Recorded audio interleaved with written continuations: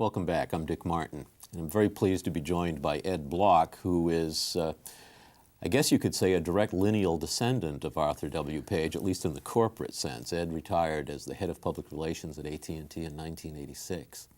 Ed, I was curious, Page's immediate predecessor at AT&T was James Drummond Ellsworth, who had been hired away from the Publicity Bureau of Boston, which says something about how he defined his job. And yet Page himself was anything but a publicity agent. He is a former journalist. I guess he was the editor of the equivalent of Businessweek in its day. Yeah. Why did the company go for somebody with that kind of a background, and what did that mean about the way Page managed the job of public relations at AT&T? In the large sense, it was a natural progression. Most companies in the late 1800s, early 1900s had publicity men in those days. And they were all men in those days. Yeah, they all were. And they were either contractors, hired, we call it outsourcing today, or they were one-person publicity departments. Mm-hmm. And that was fairly conventional. I think the reason it happened when it happened is, first of all, the 1920s were a period of robust economic growth in the U.S., and the Bell System companies were certainly pacing that growth. There was great demand, so the Bell System was growing. Thirdly, many of the policies that were already in place in the Bell System, up from the ranks, promotion, pension trust fund, all these kinds of things were already in place. So it was time for someone to come along and rationalize and integrate the policies and formulate what we would call the public relations underpinnings that would go with a robustly growing company on the way to becoming the world's largest company. So I think it was natural that the then president, they didn't call him chairman of the board in those days, sought out Arthur Page. Did he know what he was going to be getting in Page? Yes, he did, because Page in his magazine, which was called The World's Work, had written many editorials about the obligations of business in the society, and the then president of AT&T was familiar with this. Actually, as I understand it, he had called Page to meet. He wanted Page to write a book about the Bell telephone system, which, interestingly enough, Page eventually did, different kind of a book. But basically, Page told the president of AT&T, he said, a book about the company, it'd be a nice ego trip for you guys, but it wouldn't be worth it. So then the president of AT&T said to him, well, how would you like to just come to work for AT&T and put your ideas into practice? And Page liked that idea, but he did say directly to the man who was interviewing him for the job, he said, if you're looking for a publicity man, I'm not interested in that job. He said, if it's a policy-making job, I'm interested. So the president said, you got it. And, on that day, the first corporate executive in a policy-making job who was responsible for what we call PR was born. He was the first one. I'm struck by the parallels between Page's time and our own time. It's easy to think that something that happened in 1926 couldn't be less relevant to us today. But as you say, the 20s were a period of rapid growth, perhaps analogous to the 90s. Shortly after that, we had the Depression, perhaps analogous to the recession that we're all going through.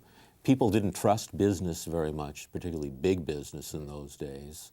Monopolies were certainly not popular then any more than they are now. So Page faced a lot of the very same issues and problems and public mistrust that we all face today. How did he deal with it? Well, first of all, I want to agree with you. Some of us tend to look back and think, golly, those would have been an easy time to be in a corporation, to run a business. And yet when you think back, it was boom, it was bust, it was starving people in bread lines. Then it's World War II, mobilization. After World War II, people expected the economy to drift back into depression. The opposite happened, great growth.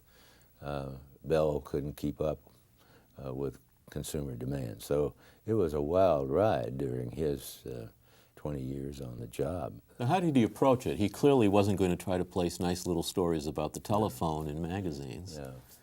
Yeah. Well, his obsession with policy making certainly defined his approach to the job. I mean, these are my words, not his, but he would say, get the policies right and everything else will take care of itself. You know, you're not going to have public relations problems as we would define them today if you listen to the public, if you adjusted your business practices, your strategies, your policies in harmony with the public. So that's where he put his personal pressure. And another interesting thing about him is that he saw this enormous enterprise with a very, very large employee body. And he also understood that, as Fortune magazine once called it, like a federal republic, meaning made up of these 26 companies, owned by AT&T, but with their own board of directors and so on and so forth. So another big innovation was that to build a public relations plan and a public relations activities, he saw that all of the employees in all of these companies as his public relations department. Mm-hmm. Yeah, he had a small staff department, and they did too. But his idea was to take that resource of people that were out in the community, that lived in the neighborhoods, that had personal contacts with the customers, as was true in those days, installers, repairmen, operators, business office reps, and use them as the front line of public relations. So there were two things that he was everlastingly at, which was policy, get it right, and get it implemented correctly, and then use the total employee force as your PR department at what we would say today in our pompous language, the customer interface. Mm-hmm. But where the rubber meets the road, he had lots of troops. Mm-hmm. And so those were the two big initiatives, get the policy right and make the troops your PR department. And the standard that he set was public approval. What did he mean by public? Well, he meant what we would think of it today in the sense of, first of all, the consumer, the community. The Bell companies were regulated, so it was the governing public. So those were the main, constituencies. And by the way, you're probably going to ask me anyhow, but he introduced public opinion research into the Bell system again shortly after he came on board, and did annual opinion surveys to determine the customers, how they appraised the quality of the service, the price they paid, and their treatment by telephone company employees. He was doing that beginning in the early 1930s. Would he have been comfortable with the idea of engineering consent, or would he have seen that as a form of manipulation? He was very protective, for example, of the rights of the media, and refused to have anything to do with any kind of initiative that would try to use the media in one way or another, which is evident if you read his letters. Well, I think he'd probably say to you that the whole concept of engineering consent, I think, would have been foreign to him. Again, going back to where he lived, where he came from, was run the business right, get the policies right, get the quality there, take care of your customer, and then get credit for it. So use national advertising, use community relations, used media relations. He was communicating the policies of the company, the practices of the company, even idealizing the kind of employees we had to our own employees. He ran institutional advertising in the national magazines. There was no television then. Idealizing the operator, the voice with a smile, the lineman out in a snowstorm. These were real, but the service ethic, he had no compunction about telling the public, that's who we are, that's what we do. But I don't think he would have called it engineering. He would have called it taking credit for the fact that we run the business in the public interest, and here's some of the manifestations of how we do that. Here's an unfair question, because you can't possibly know, but I'll be interested in your speculative response. What would Arthur Page make of the level of public mistrust of business today? I'm not sure he would be astounded. He wouldn't be happy about it, of course. And of course, that's why the Page Society's mission is to promulgate his ideas in hopes that some of the trust can be repaired. But I would point out, well, you said earlier that in the whole history of this democratic republic, big business has been regarded by the public, the voting public, as something to be watched like a hawk. First of all, we, as a people, Americans, consider themselves a nation of shopkeepers and farmers, generations after there were hardly any farmers or shopkeepers. But that's the way we see ourselves.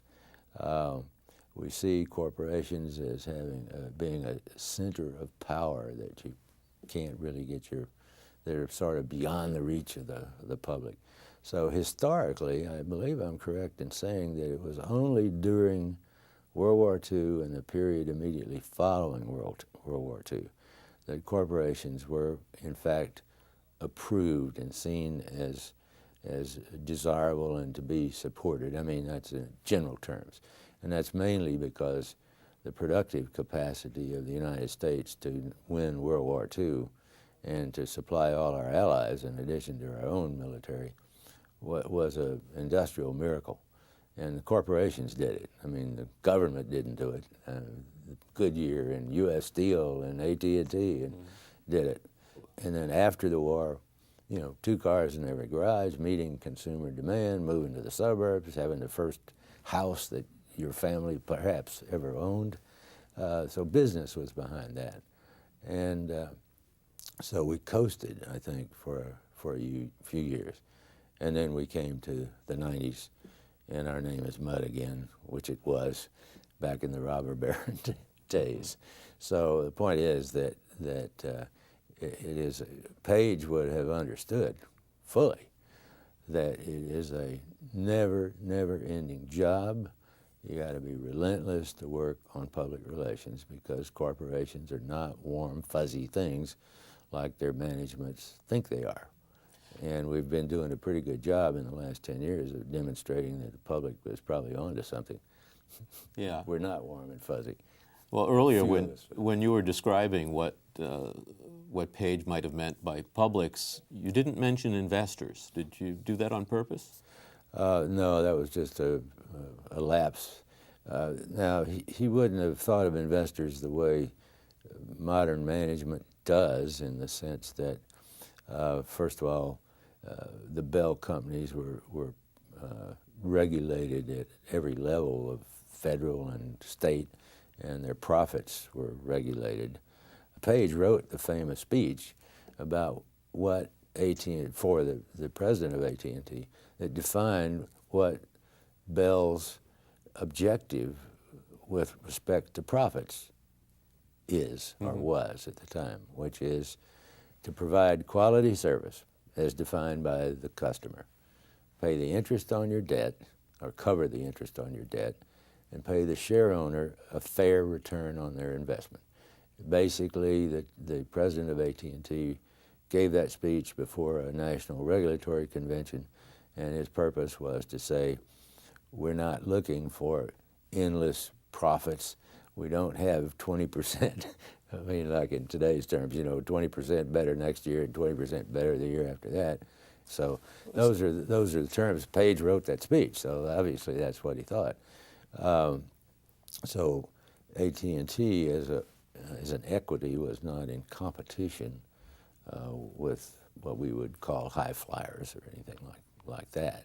But we had the largest number of individual share owner accounts of any company in the United States, I presume the world. And so communicating with share owners was certainly something that he cared a lot about, and that his department certainly was in the forefront of. But it sounds as if almost by definition, when he looked at all of the stakeholders that the company served, he put share owners at the end of the line rather than at the head of the line. Yes. Do you think part of the reason for the problem that we've been having in recent years has been because there's been too much emphasis on the investment community to the exclusion of other stakeholders? I couldn't say more emphatically, based on my experience, that is a major, major misstep that corporate America made. It led to short-term decision-making. It led to elevating a constituency. And by the way, share owner is an interesting term, because you see in Page's day, a share owner was a person, an individual. And it wasn't a money manager running a mutual fund. It was a trader who is measured on every 90 days on the pile of money he's managing. And he, that trader could care less whether it's IBM, AT&T, General Motors, anything else. He's measured on targets on that portfolio. So share owner today and share owner in Page day, is a pretty different thing. Now that doesn't change Page's idea about how to get along with them or how much to love them or to not love them, but it's a different story today. But Page, even if had he lived in the 1990s, would have been in there saying to management, don't bet the company on a buy-side analyst, because sooner or later you won't be able to turn up 20% a year per year. Sooner or later there will be tough days ahead, and those people will turn on you faster than you can fight them off, So I mean, that's probably a sophomoric way to put it, but there's no doubt that he would have been arguing against it. And there's a flip side to all of the attention that's been paid in recent years to Wall Street and to stock price. It all started out innocently and, well enough that, let's do something good for the share owners. Because there have been periods in history when they really were not only fourth, they were a bad fourth, in the thinking of management. So it started out innocently enough, but when it becomes an obsession and companies are run on 90-day cycles, quarterly cycles, the CEO's job is to maximize share owner value. When you get that far off the reservation of what management presumably is paid to do, who's watching the store? That's the share owner value is the end game of management's performance. It's not the game, So I think it was a disaster that we got so deeply into this obsession with Wall Street, and we're paying the price now, of course. Let me take you through the 6 principles, which will be a test for me to see if I can remember them, and a test for you to see if you can remember. If you can make them more than the sound bites that we all remember. Tell the truth. Seems obvious. Seems obvious. Seems obvious because it is. The problem is that we don't always tell the truth in the corporate world. We do dissemble. We do half-truths. The other thing about truth-telling from my perspective, I don't know about Mr. Page's, but mine is having been a chief public relations officer is that when you're hashing out policy at the top level of a company, or you're making plans to respond or take to an issue that comes up, or to maybe create an issue, the people in top management have different views of how that should be undertaken. So to get down to specifics, you know, the general counsel thinking of what should be done in view of potential litigation, you know, may say nothing, or be careful what you say. Don't give people an easy suit.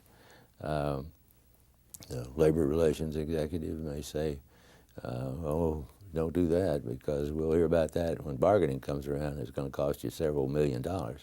And on through the management specialties. So one of the problems that a public relations executive has is that it isn't so much truth, it's truth in whose perceptions are we talking about. And the PR executive is the one that has to think long-term and has to think about an action or a statement by the company, what the various constituencies, stakeholders, whatever you want to call them, will think about it. And so it becomes a very, very messy game in top management to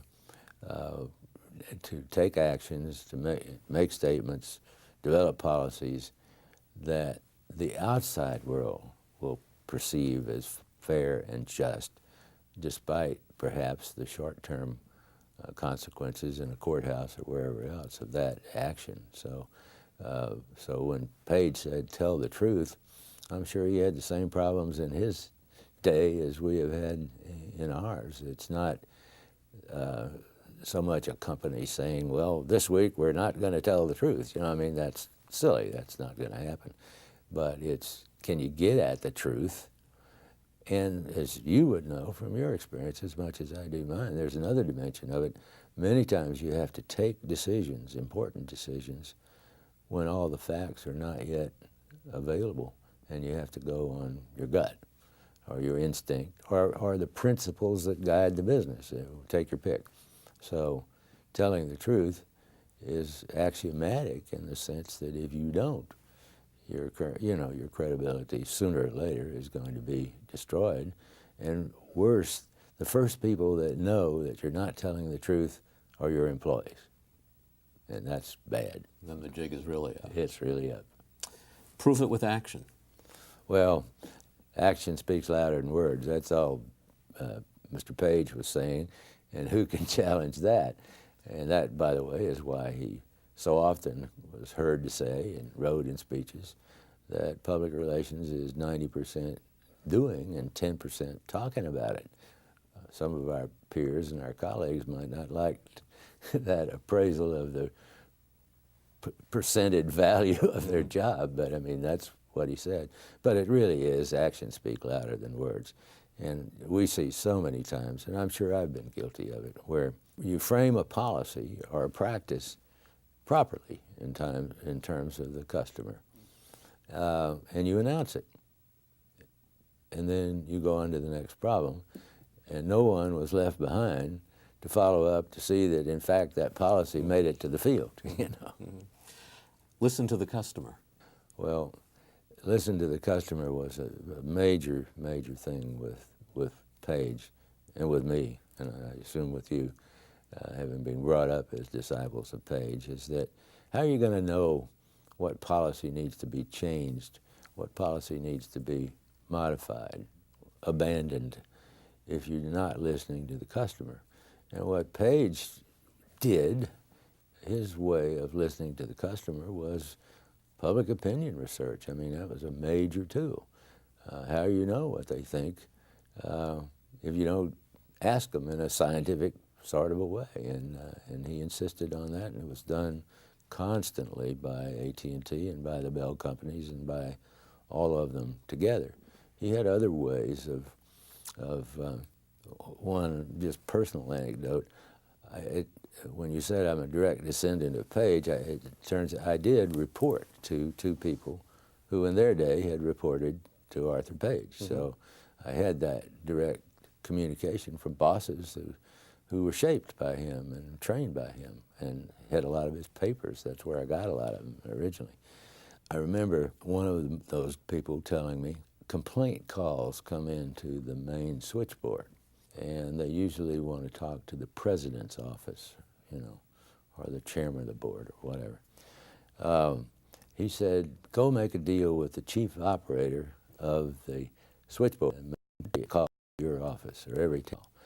Well, he had learned that from Page. I mean, if you want to know the degree to which every day we abuse customers, listen, you know, personally take their complaint calls. So, I mean, he taught many people to do that, and not just presidents of companies, but you know, that was a common thing.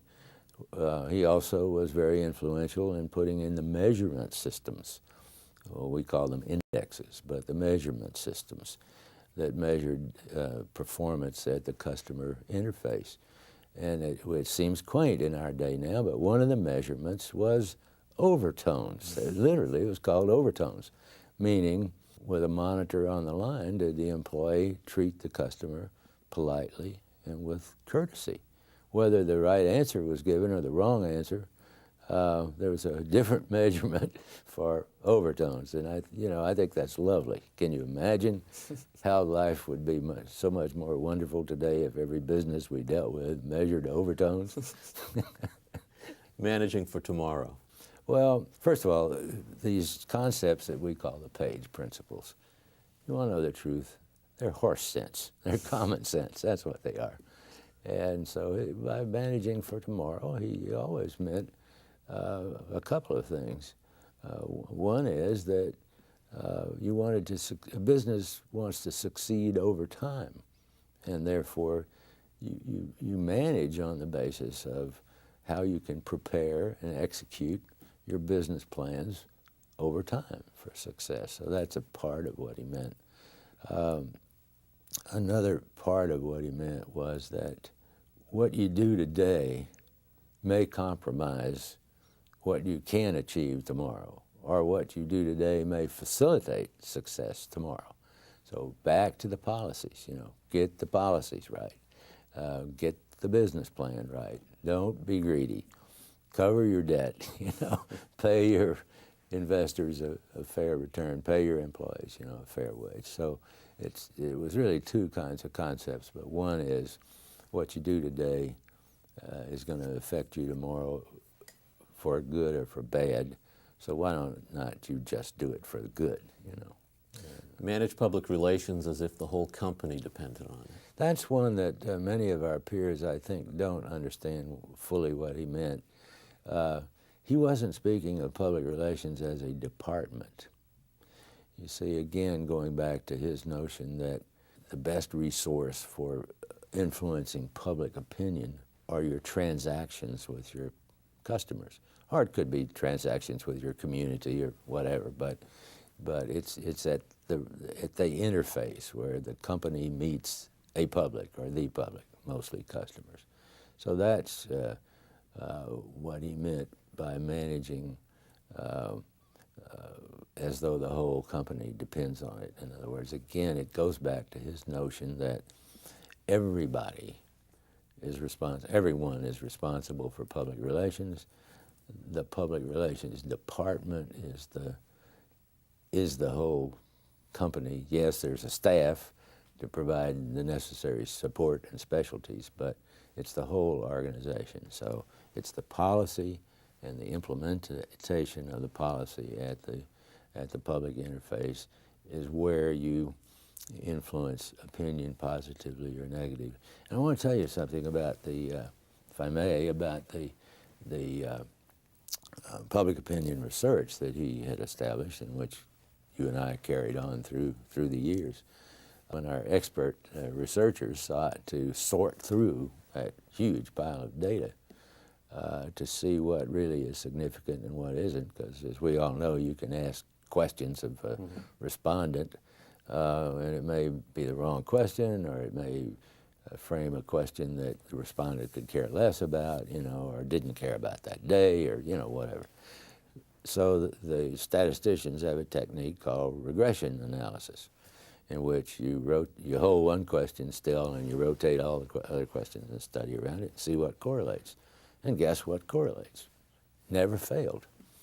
Last contact with a telephone company employee.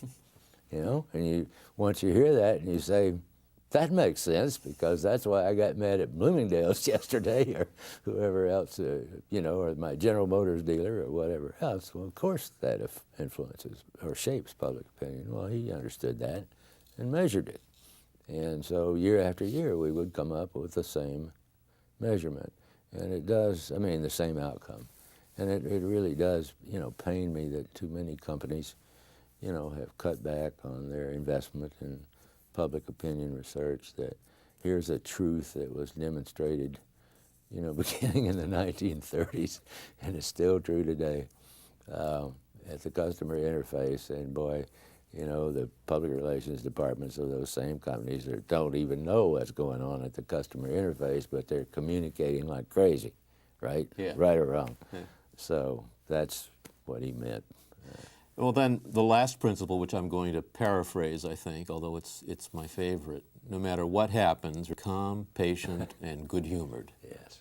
Seems like a nice idea, doesn't it? No, And if you've ever been in a situation in top management where the pickets are marching through your lobby, if not around the block in front of the building, where newspapers are editorializing against you, critics are complaining, Congress is looking at legislation, you say this surely is the end, we'll be terribly crippled. There's a tendency, obviously, management of human beings to say, sue the son of a guns, get rid of him, you know, take that editor to lunch, you know, show him where he's wrong, you know, this sort of thing. cancel their advertising. Cancel the advertising. We've done that. We've done that. So there's top management is, you know, I think, in the stress of time, you know, of events, people behave like people, and the corporate statesmanship that is so beautifully crafted in CEO speeches are simply not apparent in the conference room or the boss's office, where you're trying to decide what to do about the criticism. So I think in that sense, and Page meant a couple of other things. I mean, obviously he meant literally what that says, but in your communications to your employees, your communications with customers, to the public, you know, count to 10, you know, get your blood pressure down. See the longer term consequences of whatever you're going to say, and be sure you say it in a mannerly way, that you say it in a clear way, but not to display anger and retribution and all the things that we've heard when top management is roaring around talking to each other. And by the way, they have no intention of doing any of these things, you know, in the first light of dawn. But Page was trying to say, and it's apparent if you read his own writings, and if you read the speeches of the that he wrote for the CEO of AT&T, there really is a calm, an American sort of way of looking at the issue. There are times when he said and did things that you know, were not provocative when they might otherwise have been in the face, you know, in the face of criticism. So I think under his watch, and I think those of us who have succeeded in his footsteps, there's a style. And you see it in many other companies as well. It may not be exactly the same as Bell. It doesn't have to be. It has to be appropriate to the principles that guide that company. But there's a style about these things, and a way of talking to the public, whether it's in print, you know, or in a press conference. That, you know, how the CEO responds to a tough query from a reporter, and you see some of them every once in a while they lose their cool, and of course the television loves it, you know. Great picture, right? And so, you know, people have to be trained not to do that, and to be consistent with the character of the company and the style of the company, even in the face of adversity, you know. So I spent 10 minutes to explain what Arthur Page said in a sentence, you know. Be patient, calm, and good humored. Good idea. Good words to live by as well. Yeah, I'll say. Thanks, Ed, and goodbye.